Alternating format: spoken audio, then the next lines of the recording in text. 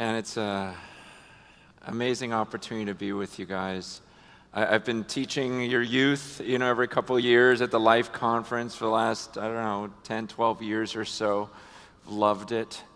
And now I've get the honor of speaking to you. I don't know if it's a demotion, if it's it's just, but when I heard about the leadership here, I love speaking to pastors. I love speaking to leaders because I feel like I've felt so many things that maybe you're currently feeling or have felt, and especially right now. I just feel this new urgency that we need to be strong. We need to be united. There's so many crazy things going in the world, and we need the leaders to just be immovable, to be stable. And we live in a time where I see so many leaders just fearful. We're afraid. We're scared of making mistakes, and there's just so much pressure on us. So I've looked forward to this time, and I have been praying for you. I've been praying for your strength and for your courage. And I just want to ask you, on a scale of 1 to 10, if you saw that category, strength and courage, what would you rate yourself right now? I'm just going, no, I'm strong, I'm secure in the Lord, I know who I am right now, and I'm actually really courageous. Like I'm ready to try something, I'm ready to step out in faith. I mean, where are you on that scale?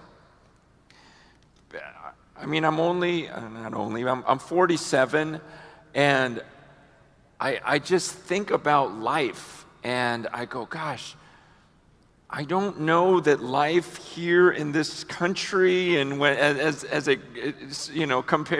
when talking about Christianity, I don't know that it's ever been so bleak. And yet I can honestly say I don't know that I've ever been this confident in my faith. I look at where we're headed, and I'm going, gosh, this doesn't look good.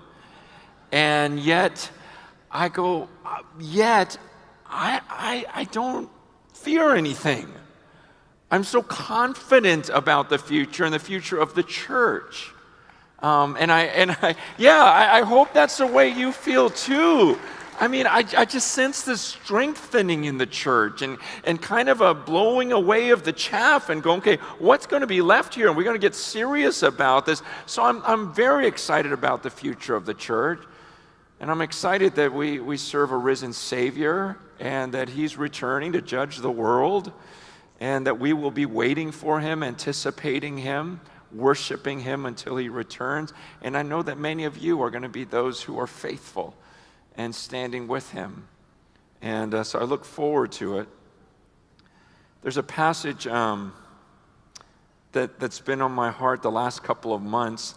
It's 2 Timothy 3, and talking about this world that we live in right now. But it's an interesting passage because he starts off, Paul tells Timothy, understand this, that in the last days there will come times of difficulty. That phrase, times of difficulty, literally means terrible times. Terrible times are coming in the last days. And then he says this in verse 2, for people will be lovers of self, lovers of money, proud, arrogant, abusive, disobedient to their parents, ungrateful, unholy, heartless, unappeasable, slanderous, without self-control, brutal, not loving good, treacherous, reckless, swollen with conceit, lovers of pleasure rather than lovers of God, having the appearance of godliness, but denying its power. Avoid such people. For among them are those who creep into households and capture weak women, burdened with sins and led astray by various passions, always learning and never able to arrive at a knowledge of the truth. So Paul explains to Timothy, he goes, in the last days, it's going to get really bad. It's going to get terrible. And he goes through this list and he explains why it's going to be so bad. But the thing you need to know about this list is he's not talking about the world. He's not talking about atheists here. He's talking about the church. He says why it's going to be so horrible is in the church. You're going to have these people who have the appearance of godliness, but they deny its power. You have these people that they keep learning, but they never come to a knowledge of the truth. And he says, I want you to avoid such people. I mean, Paul makes it clear to the Corinthians, he goes, I'm not talking about the people in the world. He goes, if you're going to disassociate with them, you just have to leave the world. He goes, I'm talking about the ones who call themselves brothers and sisters. And here he's warning, he goes, be careful in the church. There's going to come a time where he says, he starts off by saying, people will be lovers of self. The crazy thing about this list is many of these things we read, and nowadays we just kind of shrug our shoulders at it. They don't seem like terrible sins, even in the church. Like we read, like disobedient to parents. Big deal. I mean, isn't it more that we are shocked when a child actually obeys his parents? And that's crept into the church. There's an expectation. If you don't believe me, work in the child care. It's there. And we just kind of go, man, what can we do? It's just where we live. There's this idea of lovers of self. I was reading one commentary that said, that phrase, lovers of self, is first because that's kind of the sewage pipe through which all the other garbage flows through. He says, you're a lover of self. You love yourself. That's why he says, lovers of self, lovers of money. Why do you love money? Because you love yourself. You want money. Proud. Why are you proud? Because you love yourself. Why are you arrogant? Because you love yourself. Why are you abusive? Because you don't think about what you do to other people. You're thinking about yourself, this idea of self-love, which is so normal in the world today. I remember being in junior high or high school, and remember that Whitney Houston song came out, the greatest love of all is learning to love yourself. It's the greatest love of all. That's love, when you can learn to love yourself. And yet Paul says, be careful. In the end times, it's going to get crazy because people are going to love themselves. And even in the church, you hear this creeping in, where people go, well, Jesus says love your neighbor as yourself, and so let's focus on loving ourselves more so we can love our neighbors. Because I don't love myself enough. And the truth is you're going, man, no, you're crazy about yourself. Every time we get together, you want to talk about yourself. Let's talk about me and how I can love me and how you can love me. It's just this idea, because you guys understand and it's become so normal to us. I mean, I was reading this thing about the sociologists are saying that our culture, this generation, is by far, by a long shot, the most narcissistic culture to ever exist. I mean, we think it's normal and acceptable for every single person in our country to create a page talking about themselves. Wanting everyone to look at themselves. Everyone thinking, I have the opinion that's going to change. We think that's normal.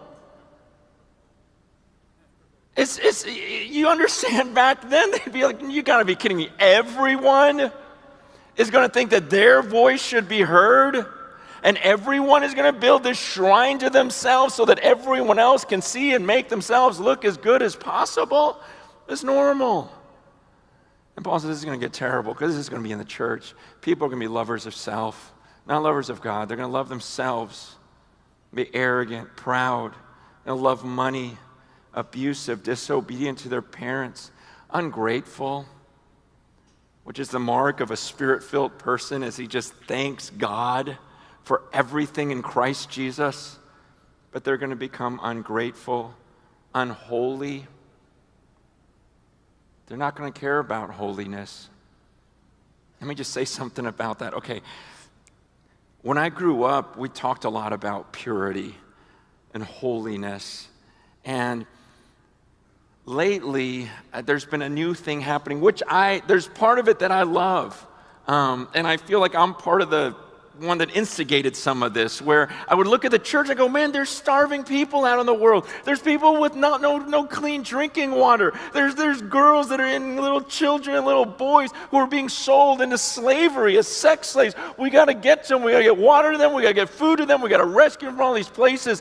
And I was just trying to awaken a church, and I saw this younger generation that had this faith and said, I'll jump on a plane right now.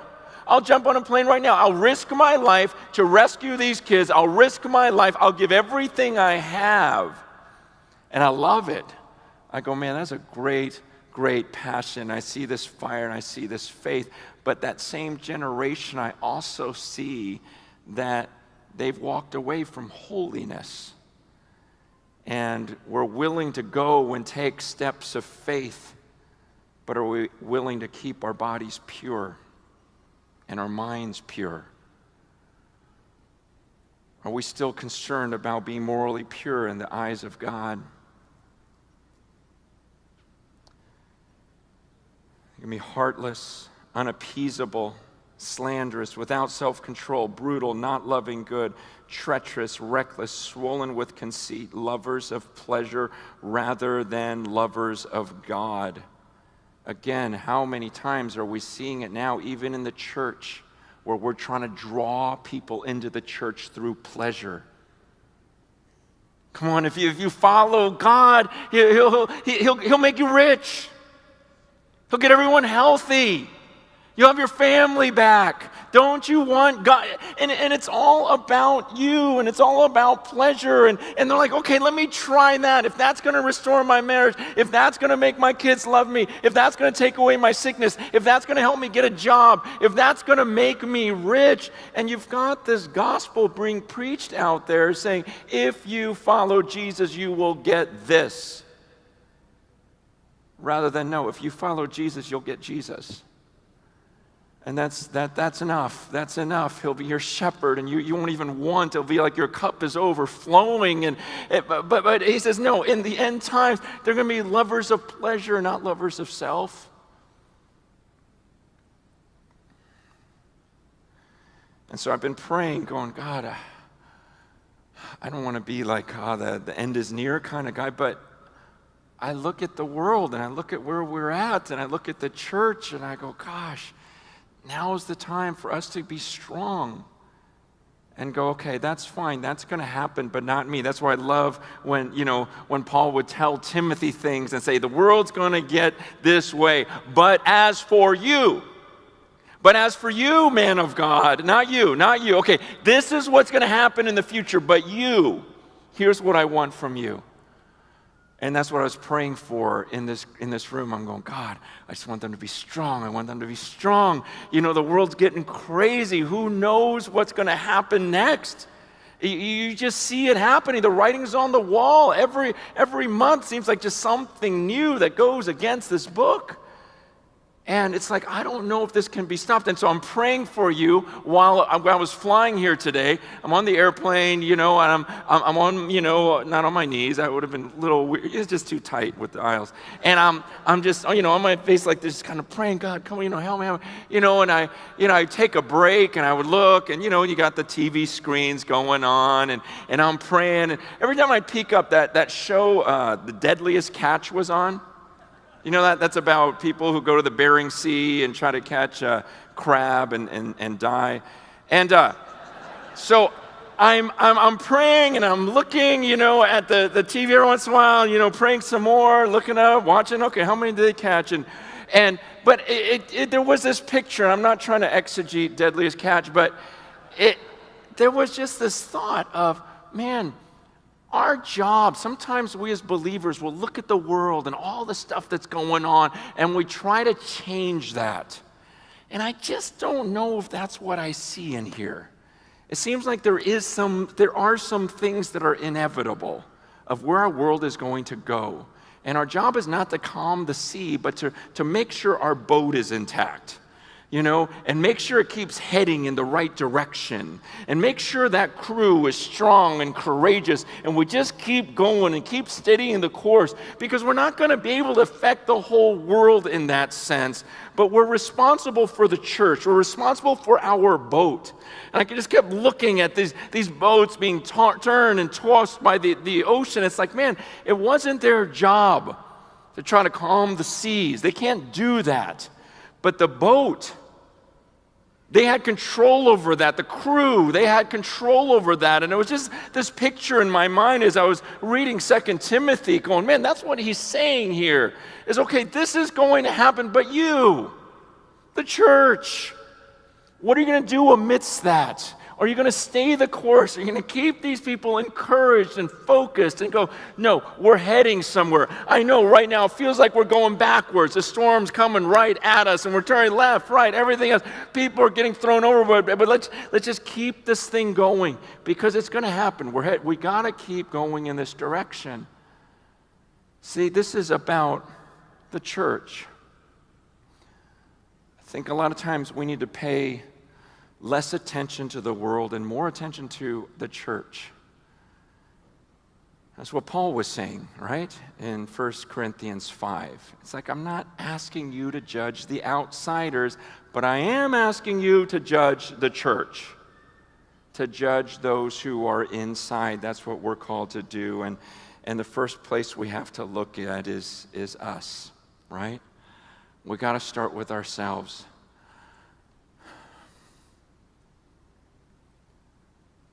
Are you personally deeply in love with Jesus right now? Are you secure, strong, courageous? Going, God, I love you. I see where this world is going. I'm not going with it. I'll go against the flow because I love you. Are you still in love with your people? During this council, we're talking about being this family. But I've made many mistakes in ministry by assuming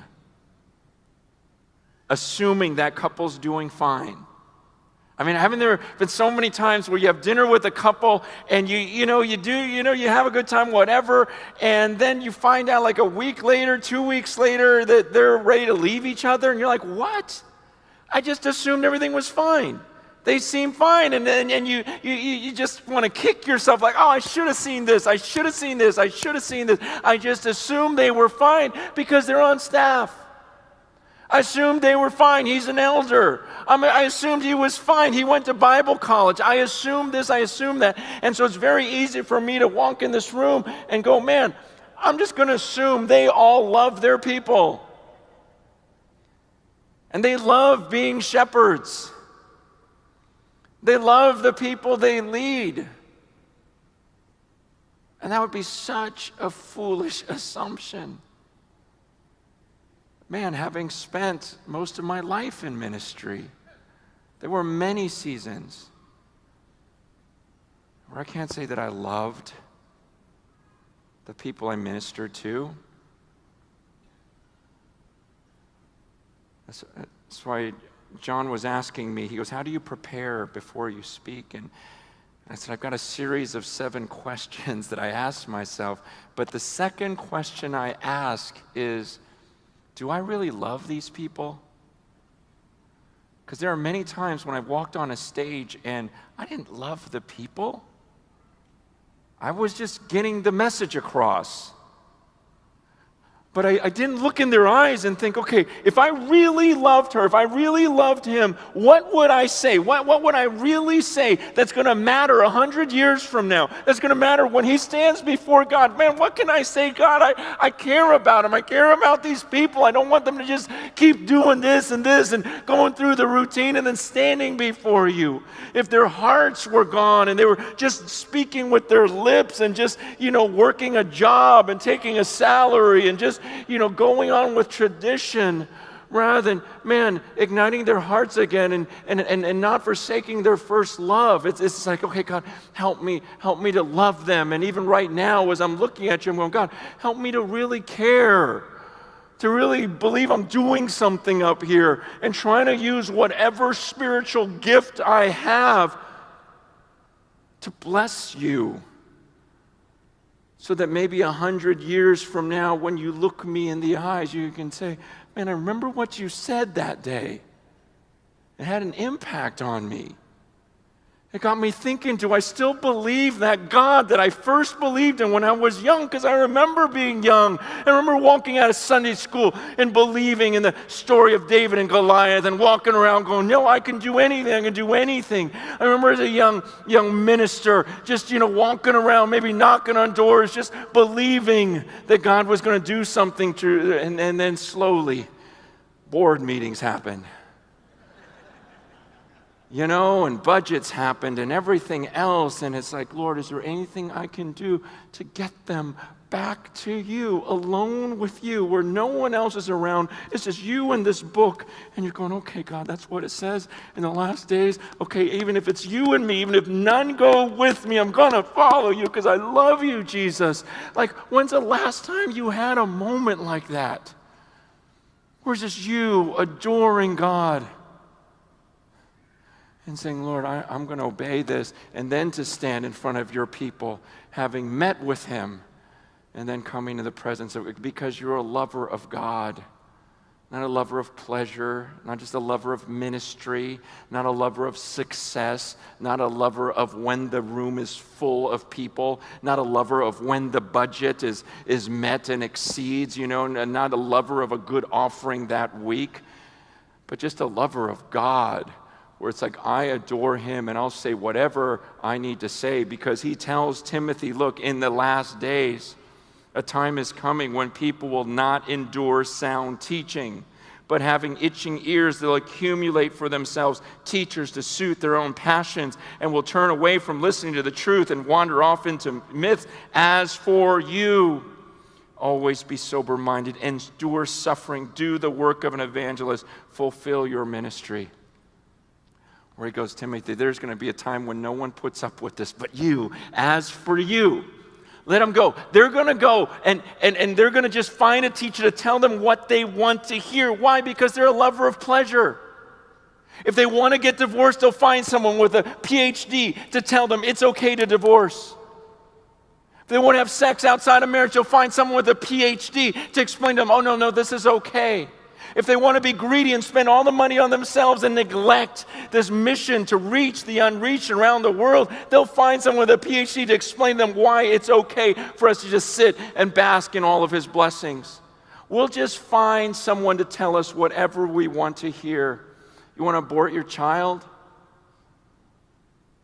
You want to marry someone of the same sex? I'll find you a teacher, Christian, PhD. They'll tell you it's fine. You want to stop believing in hell? I'll find you someone. The PhD will tell you that. You want to just believe that there's no punishment, that God's a God of love and only love, and there's no wrath, there's no judgment to come? There's plenty of books about that. What do you want to believe? What's your pleasure? What would you like? I'll find you a teacher to give you that. But Paul tells Timothy, don't you be one of those guys. You know what this book says. You preach it. You lay it out there. Now's the time to stay the course. Now this time is to stay strong, because the time's coming. People are going to be lovers of themselves, lovers of pleasure, not lovers of God.